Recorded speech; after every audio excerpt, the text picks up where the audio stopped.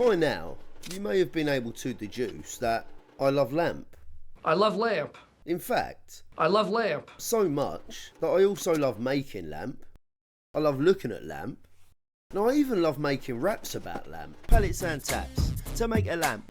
I sincerely hope that all 499 of you lot share this fetish and love lamp too. Because today, we're diving into some lamp making lunacy and looking at some of the crazy creations you can make if you have zero regard for safety, sanity or good taste.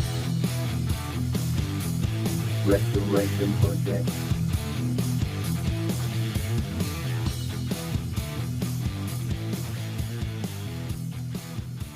Let's kick off with this beauty that I'm just finishing off. It began its life as an oil can for an Edwards eye vacuum pump. Now if you're wondering what the f*** an Edwards eye vacuum pump is, well so was I. It turns out it's one of these. Now don't feel bad for not knowing what it does because they're not exactly common, but unsurprisingly it's a device used to suck. Kinda like OnlyFans content creators, but instead of sucking dicks it sucks air to create low pressure environments. Who knew that sucking could be so sophisticated? The company that supplied this particular can, Edwards, has been making pumps as long as politicians have been bullshitting. And apparently, much like politicians, they're still at it. But as you can see, now they supply their vacuum pump oil in far less attractive oil cans. Anyway, I picked up this rusty old oil can at an antiques fair, along with a few slightly better condition Armstrong Siddeley hubcaps. They looked like they'd spent many years rusting away in the same cave that my dignity hides in. I half expected to summon a rust-based motoring genie scrubbing all the rust off those hubcaps. I can increase the size of your bank balance, but not your penis. Now it should be known that I'm not a hoarder, I just have a strange and perverse attraction to rusty old shit. Anyway, after cutting out the bottom of the can and hours of polishing, I discovered that the rust had managed to burrow so deep that it had created dozens of tiny pin-sized holes. After derusting the antique oil colostomy bag, I gave it a spray of clear coat to seal in any of the remaining red plague and give the tetanus trap a glossy finish. To turn this tetanus trap into a rust-based illuminator, I had to make a lamp stand, so I facilitated intercourse with some cable and a side entry cord grip and threaded tube. I then whacked a bayonet lamp holder and harp on top. For the lamp base, I gave the Armstrong Siddeley hubcap an unconventional nipple piercing and stabbed the assembly through the centre of its voluptuous teat.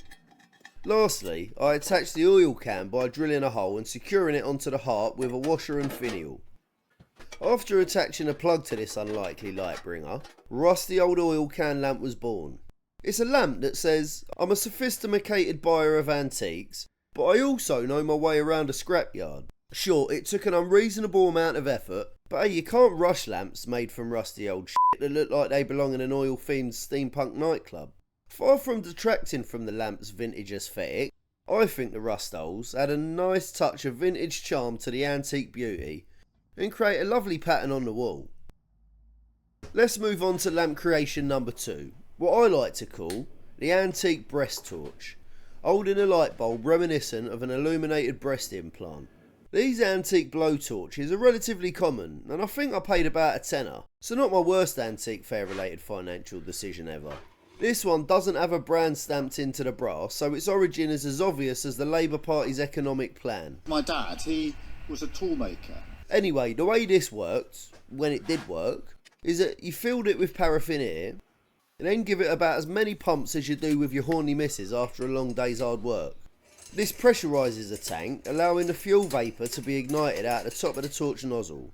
After shining it up, I drilled a hole for cable entry and fed the cable all the way through the body and up through the nozzle. I then attached an E27 lamp holder on the end of the nozzle using threaded rod, washers and some tiny nuts. I terminated the cable into the lamp holder and Bob's your uncle, Fanny's your dad's sister, you have breast illumination. A perfect mix of antique, impractical, mildly inappropriate and pretty cool. I'll be showing you how to make an antique breast torch in an upcoming video, so keep an eye out for that one. Next up, we have every alcoholic's favourite, the vodka bottle illuminator. This lamp was crafted with copper pipes, an old booze bottle and a reckless disregard for basic safety. The hardest part, attaching the bottle to the copper pipe without making it look like a chemistry experiment gone wrong. I drilled and threaded a stop-end compression fitting to attach a piece of 10mm threaded tube. I then drilled a hole through the bottle top and secured it with a washer and a nut. I had to use a G9 ceramic lamp holder to fit in a miniature fun hole of the bottle. The problem with these lamp holders is that they're traditionally meant for halogen lamps, and if you know anything about halogen lamps, you'll know that they get hotter than a gold digger at a retirement home. And the doctor told me I've got a heart condition. This means that confusing the bottle lamp for your Friday night fun juice will have you looking like Freddy Krueger's love child. Luckily, the wonders of modern technology have allowed us to create magical little devices like G9 LED lamps, which barely even get warm and prevent an unscheduled trip to the burns unit if you accidentally touch it. Another thing to note here is not to solder the pipes while the cable's inside, as you'll melt the insulation and possibly turn the whole insane contraption into one big electrified buzzbar. Super glue will do to connect the pipes if you don't want to risk making your hair spikier than a porcupine's prick. Lamp creation number 4, pallet tap lamp. This one was so ridiculous I dedicated an entire episode to it. Link in the word dungeon below if you want to follow the whole insane process from start to finish bodge. I won't go into too much depth, but in summary, old pallets clamped, glued and drilled, with taps rammed into their whore holes, cable dragged through the nozzles and a switch thrown on for good measure. This is the kind of lamp that says, I have access to power tools and should not be left unsupervised. And don't worry, I'm not going to give you a rap this time. Lamp creation number 5, Cadillac fog lamp.